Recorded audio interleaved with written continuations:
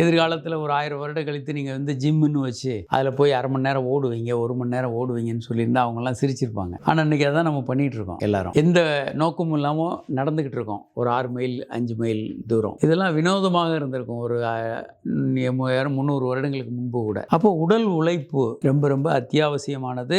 நீங்கள் நீண்ட நாள் உயிர் வாழ்வதற்கும் நல்ல தாம்பத்திய உறவுக்கும் அது அவசியம். என்ன மாதிரி உடல் உழைப்பு பண்ணணும்? எளிமையான ஒரு விளக்கம் என்னன்னா, உங்களுக்கு எது வசதியாக திரும்ப திரும்ப டெய்லி உங்களால் பண்ண முடியுமோ அதை செய்யுங்க. உங்களுக்கு நீச்சல் இன்ட்ரெஸ்ட்டு, உங்களுக்கு நீச்சல் குளம் பக்கத்தில் இருக்குது, நீச்சல் அற்புதமான எக்ஸசைஸ். சைக்கிள் ஓட்டுறது எனக்கு பிடிக்கும், வேலைக்கு ஆஃபீஸுக்கே நீங்கள் சைக்கிளில் போயிட்டு வரலாம், இல்லை சைக்கிளை ஓட்டலாம் காலையில் அதிகாலையில். அல்லது எனக்கு இதெல்லாம் ஒன்றும் இல்லை, ஜிம்முக்கு தான் போகிறது பிடிக்கும், கட்டுடல் எனக்கு பிடிக்கும். கண்டிப்பாக நீங்கள் ஜிம்மில் போய் 1 மணி நேரம் 1.5 மணி நேரம் உடல் உழைப்பு பண்ணலாம். ஜிம் போனால் ஆண்மை குறை வருமா? வரவே வராது. ஜிம் போகிறவங்க கண்டிப்பாக ஆண்மை அதிகரிக்கும், உடல் பலம் அதிகமாக இருக்கும், நல்லது.